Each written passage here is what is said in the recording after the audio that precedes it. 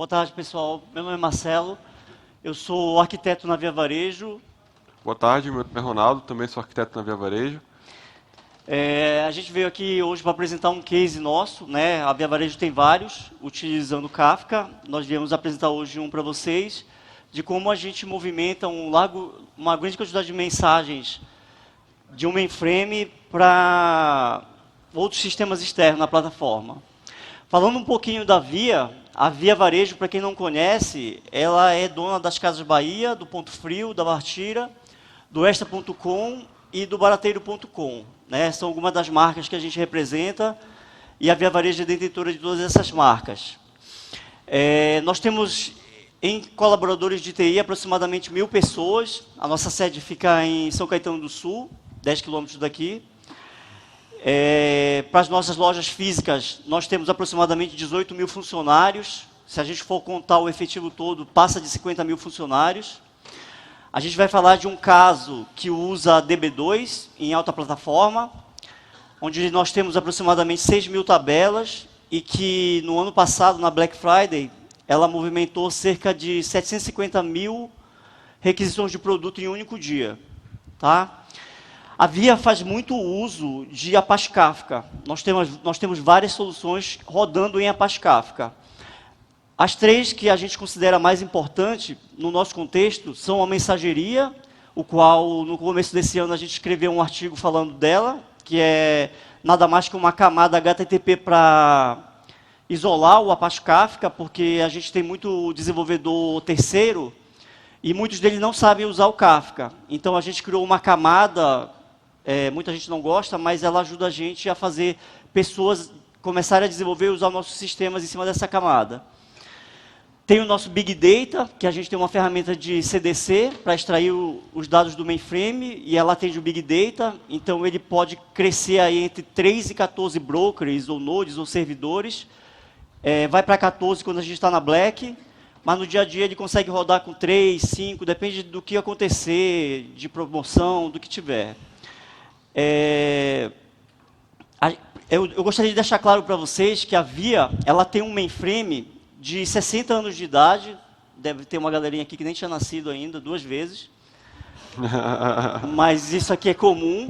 Ele está lá, ele vive e ele atende a gente.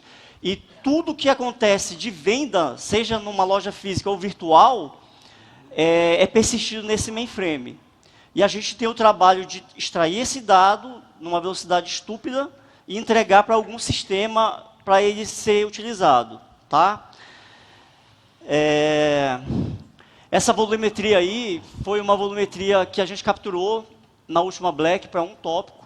A gente teve um pico aí de 70 mil mensagens, mais ou menos, e ele rodou em 4 dias aí aproximadamente 4,6 milhões de mensagens. Então, é coisa pra caramba.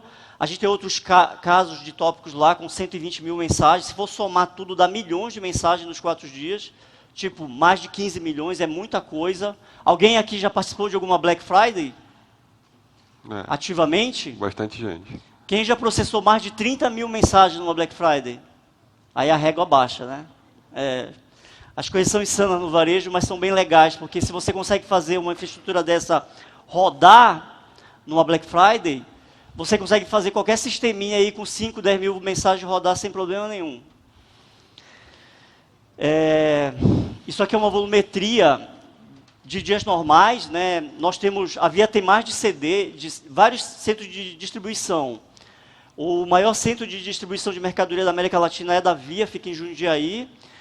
E esse exemplo que está na imagem de cima é de uma carga de um CD, né, um centro de distribuição que entrou no pipeline. Então a gente teve aí mais ou menos 5 horas de processamento de mensagens, umas 400 mil mensagens, com uma média de 9 operações por minuto.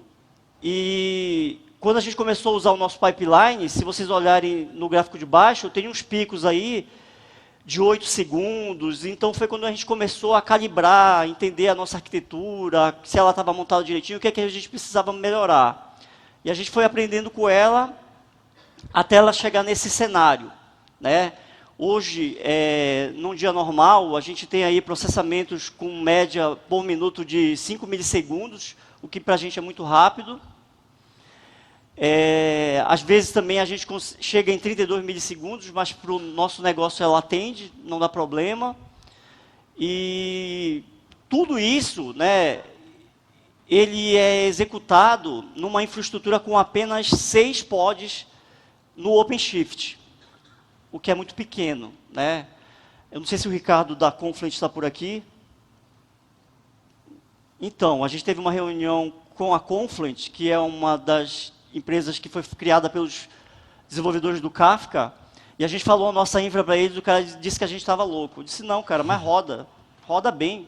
E é isso que a gente usa. A gente tem 6 pods, e o único que tem 2 é o nosso robô. Então é muito pequena, roda bem, né, para o nosso caso do pipeline, e a gente não tem problema de ter que botar 30 clusters lá, 30 nós rodando no cluster. Para a gente essa quantidade ela é suficiente.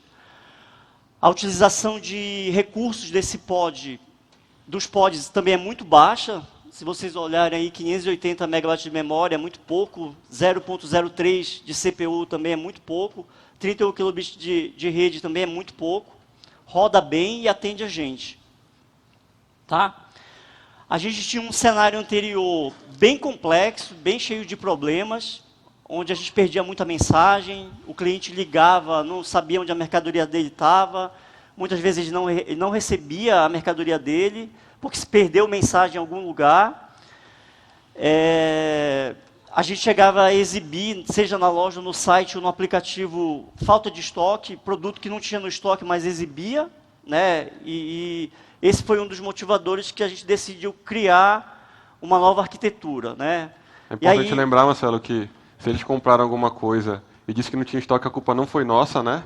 Então, nunca era nossa. Comprei uma bicicleta, mas não tem mais em estoque. A culpa não é nossa, tá? E a gente decidiu por criar uma nova arquitetura. O que acontece na Via? A gente tem um time, né? Em outubro do ano passado, a gente tinha um time bem grande de arquitetura com vários perfis de pessoas, de infraestrutura, de aplicação, de solução. E, normalmente, algumas dessas pessoas se reúnem, dependendo do problema que é apresentado, e discute o que a gente vai fazer para resolver um problema específico. Então, foi quando a gente decidiu olhar alguns cenários de arquitetura para processamento de stream, e a gente acabou caindo em Seda, né? Porque a gente entendeu que precisava dividir tarefas complexas e escalar ela de uma forma fácil, que a gente pudesse manter de forma fácil. Antes dessa arquitetura, a gente tinha um monolito, muita coisa na Via hoje ainda é um monolito, a gente tem um mainframe, né, eu falei no início.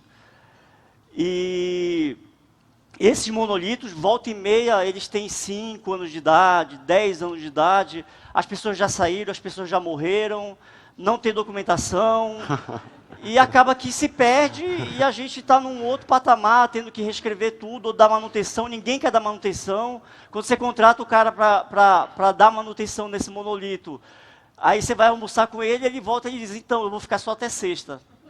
Entendeu?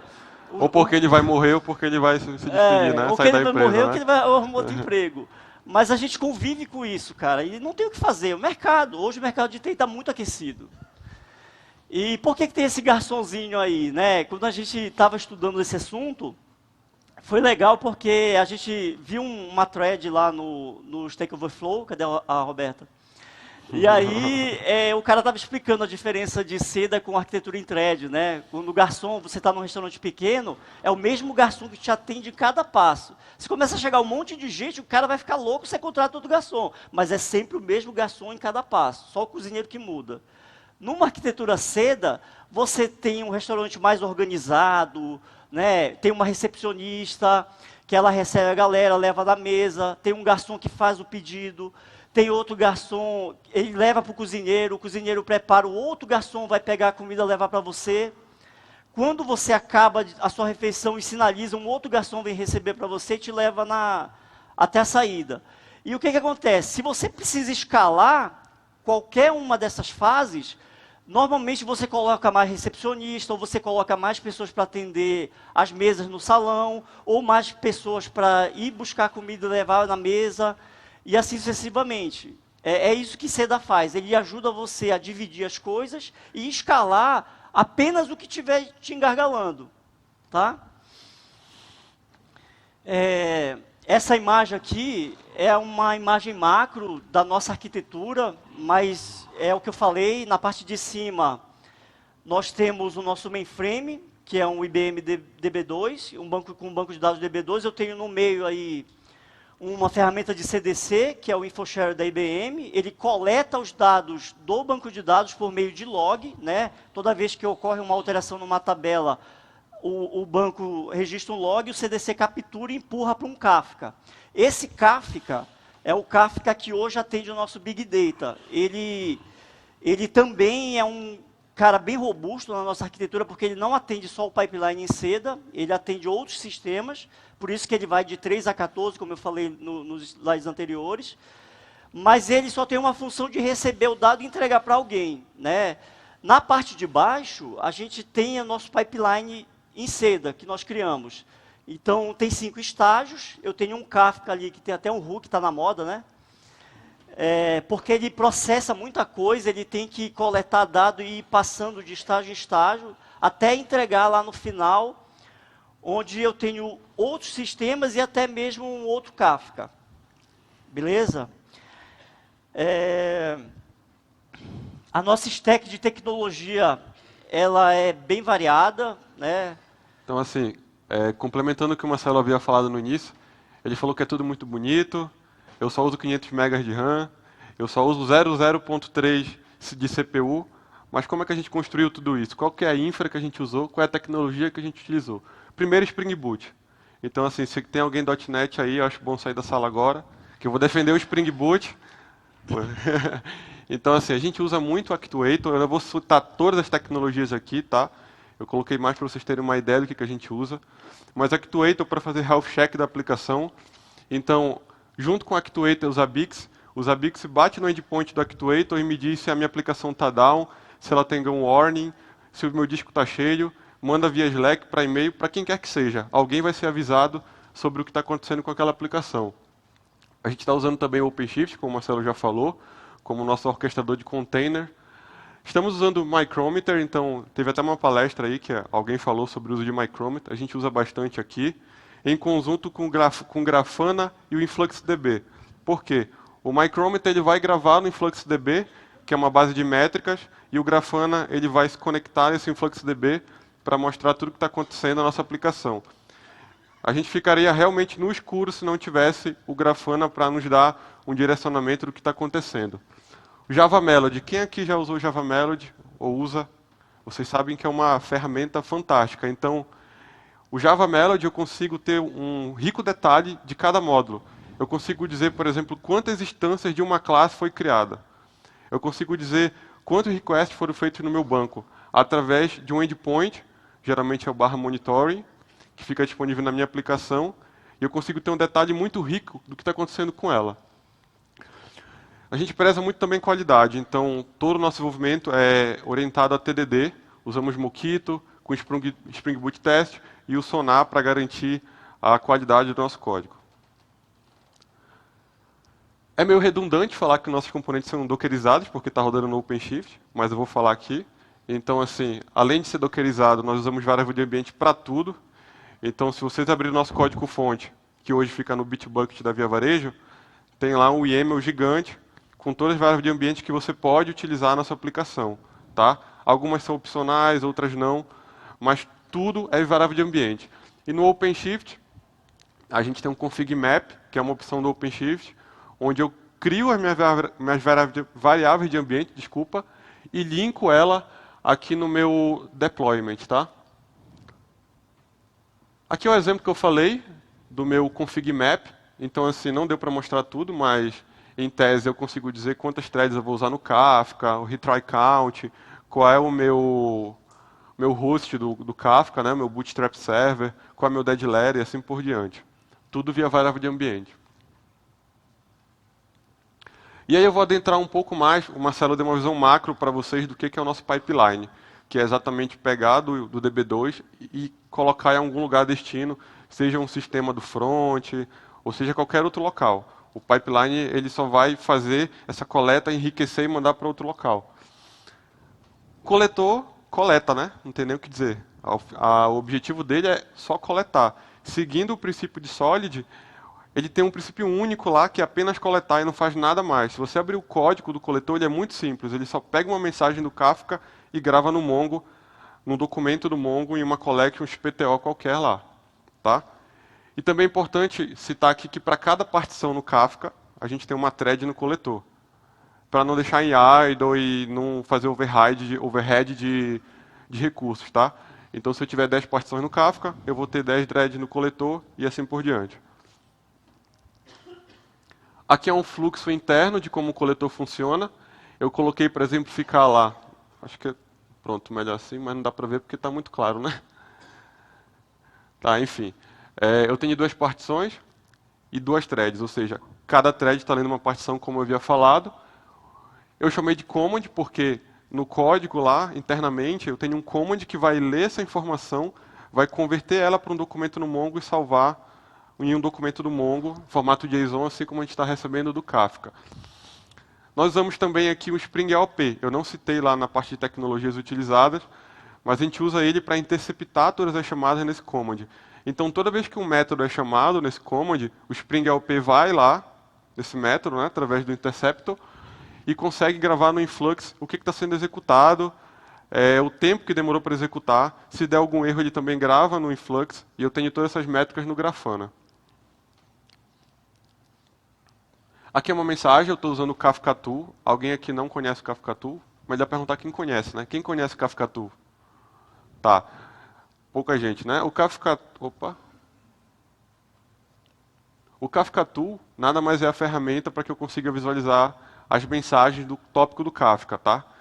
Então eu consigo abrir o Kafka Tool e ver exatamente o que eu recebi lá do DB2. Isso aqui é um espelho de um registro de uma tabela no DB2. Pode perceber que é aquele formato legado, né? CD, underline, alguma coisa.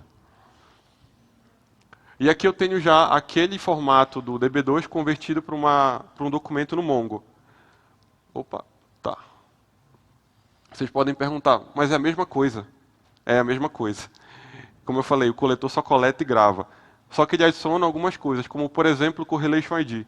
O Correlation ID, nós utilizamos aí na via e nesse pipeline para conseguir rastrear o registro em todo o ciclo de vida dele, desde a coleta até a integração. Então, por exemplo, no dead letter, o que é um dead letter?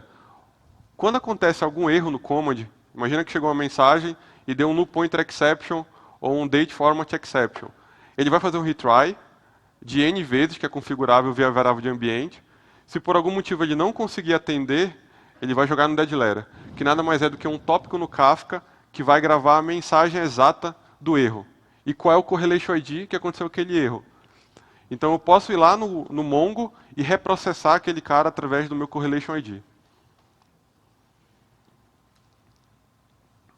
Aqui o outro uso do correlation ID. Então agora eu estou usando o correlation ID para ver tudo o que aconteceu com aquele registro. Imagina que eu tenho um estoque que chegou na via, por exemplo, eu estou recarregando lá um produto, uma bicicleta. Está saindo do CD uma recarga indo lá para a loja física. E aqui eu tenho o log de tudo que está acontecendo com esse estoque. E aqui nesse outro slide, eu expandi o log para vocês verem como é que a gente faz para estruturar um log na Via Varejo. Em tese, eu tenho 2 seções, Business Info e Application Info. A Business Info, ela trata informação de negócio. Então, geralmente na Business Info, você vai colocar coisas, nós colocamos coisas que são interessantes para o negócio por algum motivo. Alguém definiu que aquela informação é importante para o negócio. E no Application Info, eu tenho informações como nome da máquina, nome da thread, qual é o container que ele está rodando, quem foi o usuário, qual é o base directory, ou seja, qual é o diretório dentro daquele container que aquela aplicação está sendo executada. São informações que para o negócio não é interessante. E eu tenho a fase robô. O que é a fase robô? Quando o coletor ele pega a informação do DB2 e grava no Mongo, tem um robozinho que fica lendo esse Mongo, verifica quem está pendente e manda para outra fase. E aí é que o CEDA funciona. Por quê? Quando o robô encontra esse cara que está pendente e grava nessa outra fase, ele grava um evento dizendo: esse cara está pronto para agregar. Então o robô ele busca, é isso que ele faz, ele busca no Mongo e grava no Kafka. Ele pode descartar registros muito antigos. Por quê? Um pedido, por exemplo, quando chega um pedido no nosso Kafka, a gente não pode pegar o pedido e agregar na mesma hora.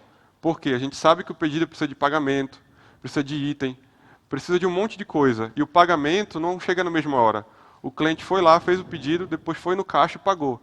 Isso tem um delay de 3 a 4 minutos. Então, eu tenho que esperar, eu tenho que ter uma janela para poder agregar, para não ficar gastando recurso à toa. Então, é por isso que eu descarto. Se um pedido demorar mais de 24 horas e ele não conseguir agregar, eu descarto ele. E eu ignoro muitos novos, exatamente por isso. Se um pedido chegou, eu não posso agregar ele na mesma hora. Eu tenho que aguardar 5 minutos para poder agregar. Isso no pedido, tá? Mas estoque não tem isso, tracking não tem isso, e diversas outras funcionalidades do pipeline não tem isso. Aqui a agregação, aqui a preparação para agregação. Então aqui eu coloquei como exemplo 3 threads, então tem o jobs, aqui a gente usa o Spring Scheduler. Então para cada job desse é uma thread rodando que vai bater no Mongo, procurar registro pendente e gravar um evento no Kafka. Tá? O que ele grava no Kafka? Isso aqui. Então ele grava um Correlation ID, apenas isso. Então é um padrão Event Notification, ele só notifica que o agregador pode pegar aquele evento e fazer alguma coisa com ele. Eu não passo todo o JSON para o Kafka, porque a gente tem um Mongo para consultar e é super rápido e nos atende. Tá bom? Agregação. Então o robô foi lá, gravou no Kafka, disse que aquele registro pode ser agregado. Ok? A agregação ela vai juntar todas as collections em uma só. Como assim vai virar uma collection de 10 megas? Não. A nossa junção de collections em uma só, a nossa maior dá mais ou menos 2K, 2.5K. Quando eu digo juntar, é porque eu tenho numa parte, DB2, vamos falar de DB2, eu tenho uma tabela de pedido, uma tabela de item, eu tenho uma tabela de mercadoria. Então a gente junta tudo isso na fase de agregação, criando uma collection só. E a gente usa também um padrão chamado Chain of Responsibility. O que é isso? A gente tem um chain, vou mostrar no gráfico, fica melhor. Nós temos um chain de comandos, que são classes em Java, que se interligam através de uma flag chamada sucessor. Então, quando um comando termina de executar alguma coisa, ele vai para o próximo, e quando esse cara termina, ele vai para o próximo. Por que a gente fez isso? Para dividir. Se a gente fosse agregar um pedido, por exemplo, que tem aproximadamente 55 tabelas, para criar um pedido só, isso ficaria gigantesco. E ficaria uma classe que não daria para dar manutenção. Então a gente dividiu aqui filial command, responsável por pegar a informação da filial e juntar na agregação. Mercadoria, responsável por pegar a informação da mercadoria e juntar. No final disso tudo, ele vai gravar no Mongo uma collection que foi unida e gerar um evento no Kafka dizendo, olha, terminei de agregar, está aqui o meu Correlation ID, próxima fase pode andar. Está aqui uma collection que foi agregada. Eu marquei em vermelho aqui a filial e a mercadoria, porque filial era uma tabela, mercadoria era outra tabela, virou essa collection só. Então você vê que não é muito grande, né? Porque eu só vou agregar o que eu preciso no sistema destino. Eu não vou ficar agregando informação que o sistema destino não vai utilizar. É por isso que as 50 tabelas podem virar 2 tabelas. Novamente, Correlation ID lá, tá? Então, por toda a vida, vai seguir esse registro. Consolidação, eu tenho essa informação que foi agregada e agora eu vou consolidar. O que é consolidar? É transformar essa informação em uma informação importante para o sistema destino. Imagina, você tem o cdcli, que é o código do cliente no legado. Só que para o sistema destino, ele não sabe o que é cdcli, ele sabe o que é código cliente. Então a gente tem que enriquecer, tem que transformar essa informação. E não só isso, a gente pode também ir bater em outra API, bater em outro Kafka para enriquecer esse dado, tá bom? Novamente, a gente usa o padrão Chain of Responsibility. Se vocês derem uma comparada aqui com o consolidador e agregador, eles são praticamente idênticos. A diferença é que no chain do consolidador, eu não estou juntando nada, eu estou enriquecendo. Então eu enriqueço por etapas. A filial, ela vai enriquecer as informações de filial. Então, onde era cdfil, vai virar código da filial. Onde era nmfil, vai virar nome da filial. Então, ele vai enriquecer... Eu estou falando só de transformação de coluna, tá? De field. Mas tem diversas outras lógicas complexas que a gente aplica, como consultar em um barramento, PTO, para pegar uma informação da nova sequence que a gente vai usar. Um exemplo. Que é feito dentro desse command. O legal disso é que é assim, ó, se eu sei que eu preciso fazer uma atualização no enriquecimento na mercadoria, eu sei exatamente onde eu tenho que ir, no mercadoria command. Eu não vou em um service que tem 1 milhão de métodos, que vai fazer um monte de coisa. Com o command eu consigo fazer isso. E legal ainda, mais ainda desse partner, é que se der erro na mercadoria, a gente tem uma flag que aborta. Então eu vou lá, aborto aquele chain, tá? E ele cai no dead letter. Então ele aborta toda a cadeia de comandos, não continua a executar e cai no dead letter com uma mensagem, por que eu abortei, para alguém processar aquilo num outro momento. E por fim, de novo, eu produzo um evento no estoque consolidado, que é dizendo, olha, aquele registro, ele foi consolidado, ele pode ser integrado agora. Então vocês estão percebendo aí que a gente está se comunicando nesses componentes através de eventos, né? Então eu gravo sempre um evento no Kafka. A nossa estratégia foi usar Event Notification, mas vocês podem gravar, por exemplo, toda a collection, dependendo do tamanho. Para a gente atende, usar Event Notification. E aí cada passo vai se comunicando através desses eventos, tá bom? O handler, aqui eu não falei do handler, tá? Ele é importante porque, nesse caso, quando eu uso o Chain of Responsibility, é ele que recebe a mensagem e ele que configura o chain. Então, se por algum motivo em runtime eu precisar mudar a mercadoria para item, o handler pode fazer isso. Ele pode mudar a minha cadeia de comandos conforme a regra de negócio exigir, tá bom? Aqui é um consolidado, então como eu falei para vocês, aquele agregado lá que tinha fio, tinha MCRDPA, que é mercadoria, se transformou nisso. Perceba lá que eu tenho CNPJ, que provavelmente não era CNPJ no legado, era um outro nome qualquer. Quantidade reservada, a gente pegou de uma outra tabela, então a gente enriqueceu essa informação e transformou numa informação que é legível para o sistema destino. Tá? Que vai, no caso, atender ao contrato que foi solicitado. E a integração? A integração, ela apenas envia esse registro que foi consolidado para algum sistema destino. Então pode ser uma API, pode ser um Mongo, pode ser um Kafka, pode ser um SQL Server.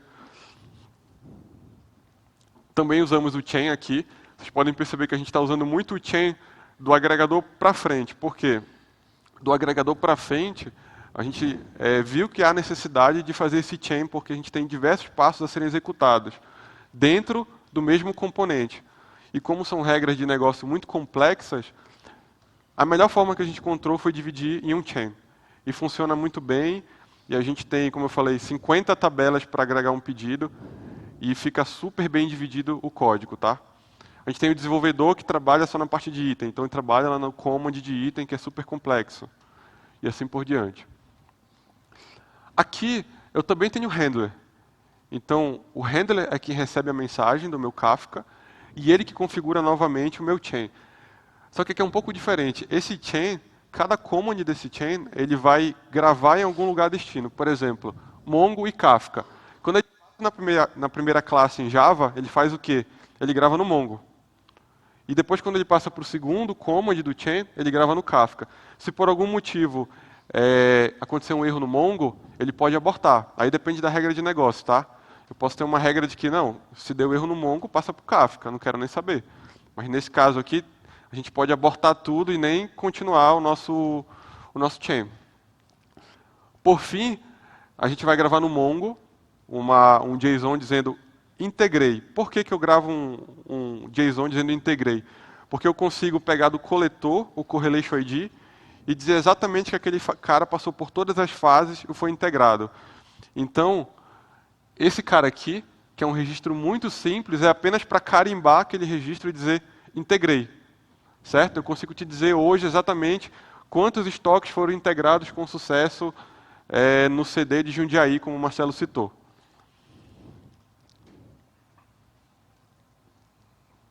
Aqui essa data de inclusão é importante também porque para cada registro a gente tem a data que ela foi incluída pelo pipeline. Essa não é a data de inclusão do DB2. Então, quando ele entra numa fase aqui, eu sei dizer quanto tempo, e a gente já fez isso na Via, tá? Quanto tempo está demorando para um registro que está lá no estoque ser integrado? Quando a gente estava na primeira etapa lá, que o Marcelo mostrou do Grafana, estava demorando em média 2 segundos, o que é muito. Não é um tempo aceitável. Então a gente fez algumas melhorias na nossa variável de ambiente, aumentou alguns pods, diminuiu ali, deu uma apertada em parafuso, sabe?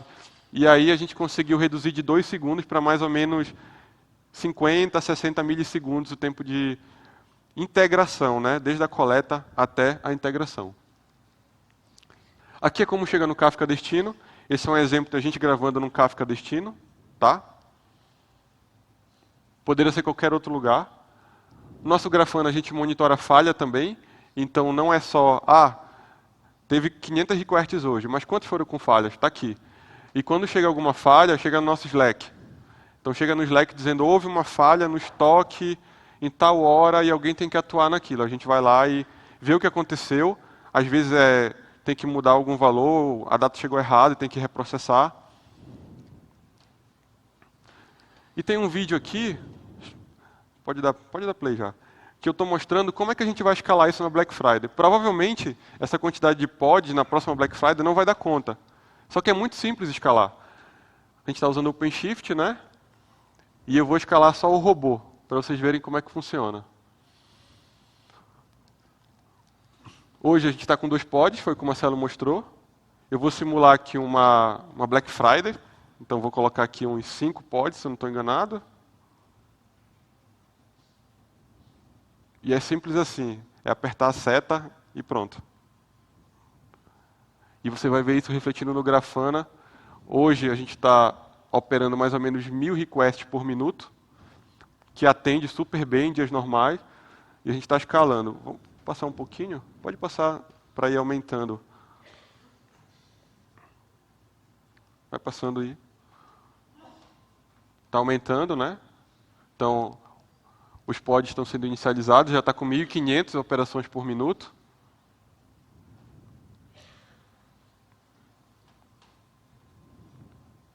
E a gente já fez um teste que chegou a mais ou menos 70 mil por minuto, com mais ou menos 11 pods. Então, e o nosso cluster aguentou tranquilamente.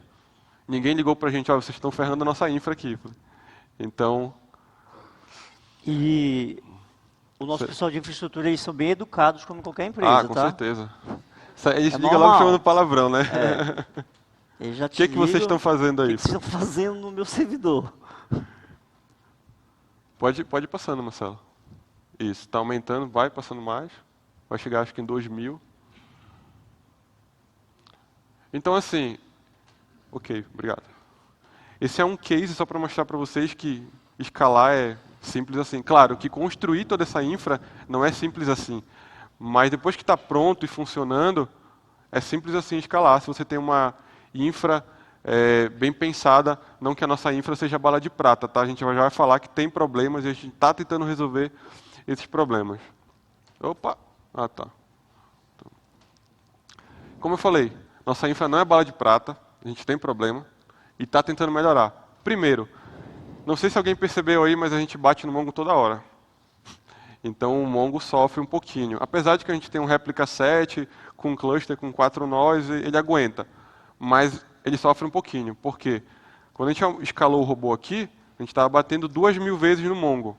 Ele nem sente esse valor, tá? 70 mil ele já sente um pouco. Tem uma funcionalidade no Mongo 3.6, que é a Mongo Change Stream, que é usar a programação reativa para deixar que o Mongo avise você quando chegar um novo registro. Então, em vez de eu ficar batendo nele perguntando, tem alguém pendente, ele me avisa quando tem alguém pendente. Então, essa é uma coisa que a gente está testando, tá? A PaStorm. Na época que a gente construiu esse pipeline, a gente não usava ainda nada de Storm, Spark, como é muito utilizado hoje. E a gente está fazendo já alguns testes para substituir algumas fases desse pipeline com a PaStorm. Por exemplo, o coletor, eu inclusive já desenvolvi uma parte, fiz um Bolt para fazer a coleta, mas ainda está em teste, então não posso dizer que vai funcionar realmente como a gente está precisando. tem que atender todos os pontos que a gente precisa. E assim, gente, na Via, a gente tem uma flexibilidade muito grande de testar tecnologias.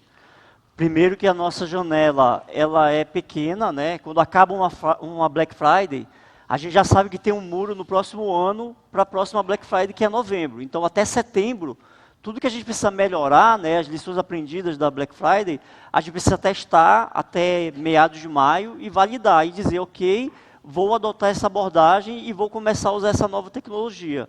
Então, a gente acaba tendo uma flexibilidade boa de testar novas coisas, muito diferente de um banco, né? Banco, para você testar algumas coisas, muita gente de SI, principalmente, não vai deixar você utilizar uma tecnologia nova.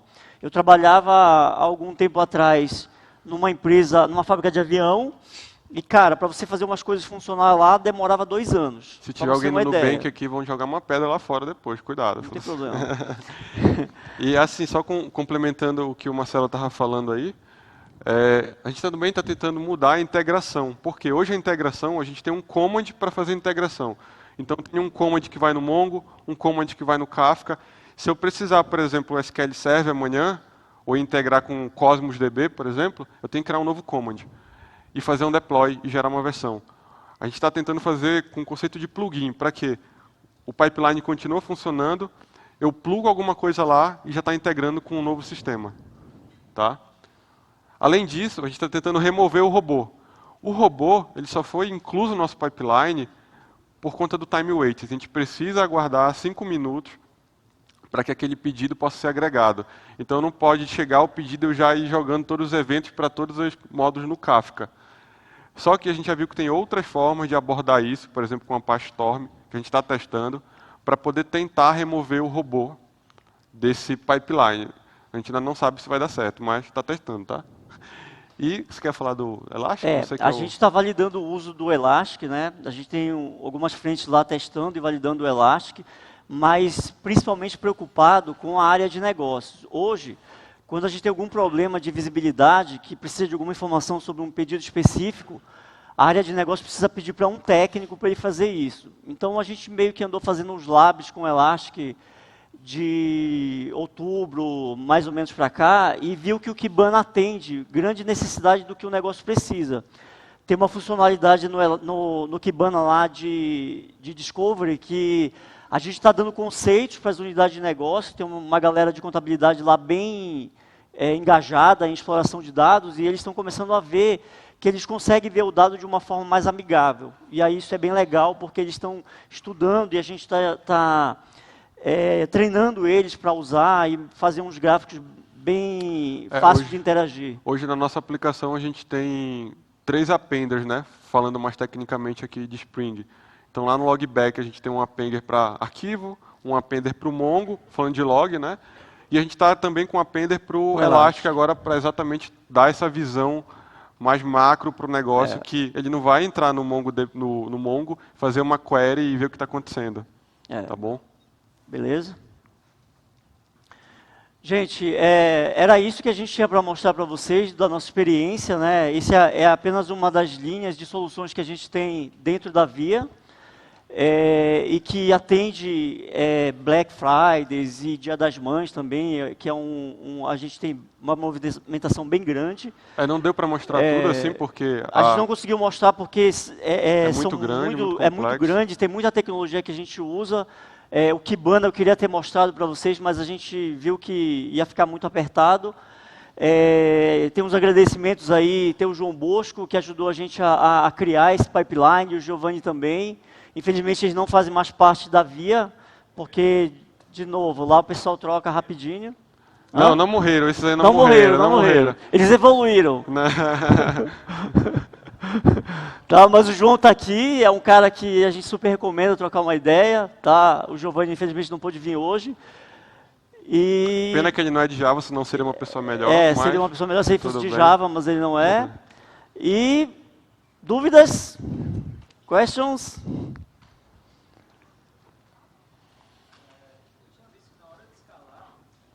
Acho que vai falar o microfone melhor para você e passar para o pessoal, né? Eu vi que no momento de escalar o pod, você utilizou uma ferramenta manual, certo? Mas vocês têm alguma... Como vocês fazem em relação ao auto-scale? Tá, hoje, essa é uma melhoria que a gente está fazendo também. A gente não tem auto-scale ainda. Então, como é que funciona hoje? Através do Grafana, a gente tem uma equipe de operações que verifica como é que está acontecendo a quantidade de request. Então, no dia normal, a gente não usa o auto-scale. E numa Black Friday, normalmente, a gente vai fazer isso que você falou. Manual. Mas é uma melhoria que a gente está pensando em implantar exatamente para escalar automaticamente. Provavelmente nessa próxima Black ela já vai estar automática. É que esse pipeline ele é recente também, tá? Então, assim, a gente tem alguns pontos a serem melhorados ainda, tá? E o autoscale é um deles. Alguém? Lá, acho que lá atrás tem um... Eu não vi. Quem levantou a mão lá atrás, levanta aí. Tá, vou aí já já. Vocês falaram que o começo de tudo surge lá no DB2, né, no mainframe de vocês. Exato. Tem alguma ação que vocês estão pensando em tirar isso desse monolito e colocar em algum outro tipo de estrutura para não ter que passar por ele também? Do DB2? Sim. Não. O DB2 é um gorila, um Godzilla, é difícil você matar ele. Entendeu? Você não consegue fácil. A gente sempre recomenda, não faça isso. Mas tem gente que tenta, e normalmente ele morre primeiro. A gente nem tenta mais. A gente nem tenta, cara. Ele funciona, entendeu? Ele faz o trabalho dele. Boa tarde, primeiro. Eu fiquei com dúvida em 2 pontos ali. A primeira era como é que vocês fazem para tratar a idempotência ali, porque não sei se o Kafka garante a entrega da mensagem uma única vez, né? E o segundo ponto seria como é que vocês tratam lá no final já, na hora que vocês leem do Mongo, com N threads trabalhando nisso para garantir a concorrência, né? Para 2 threads não lerem o mesmo registro. Ok. A gente resolve primeiro responder a pergunta do Mongo, né? Com um método no Mongo chamado find and modify. O find and modify ele garante o lock de um registro. Então, se eu tiver 50 threads lendo o mesmo cluster de Mongo, ele me garante que aquele registro só uma thread pegou. Isso aí, a gente passou por esse problema, estava tendo esse problema, foi no find and modify e resolveu. Já falando da idempotência, a gente não precisa garantir ela no nosso caso, porque no estoque, se chega um estoque e esse estoque chegar repetido, a gente não tem problema em mandar ele 2 vezes para o outro sistema, tá? Porque o que vai acontecer, ele vai atualizar de novo. Então, isso não é um problema para a gente. Tá bom? Mais alguma pergunta? Lá atrás. Levanta a mão, aqui. Achei. Aonde foi? Lá. Tá lá. Obrigado. Vocês chegaram a ver alguma outra ferramenta de data pipe, por exemplo, um NiFi, testaram alguma coisa dessa?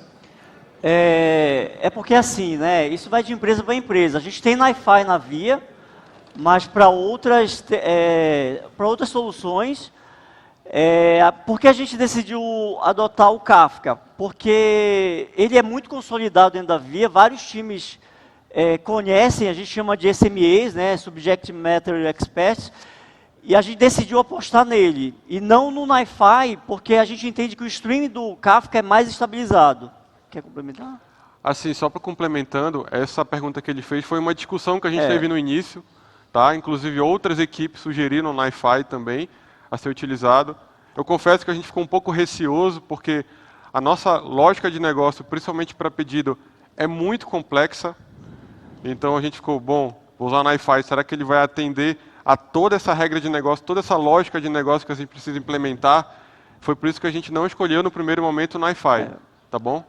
Mas a gente tem case de NiFi bem complexo dentro da Via. Tem mais uma pergunta. Chegaram a cogitar o uso do Spark no lugar do Storm? Ou teve esse estudo ou não? Na verdade, não. Na verdade, a gente só chegou a testar o Storm mesmo. O Spark a gente ainda não chegou nessa fase. Legal. Tá? Legal. Galera, muito obrigado, viu? Tá. Obrigada, pessoal.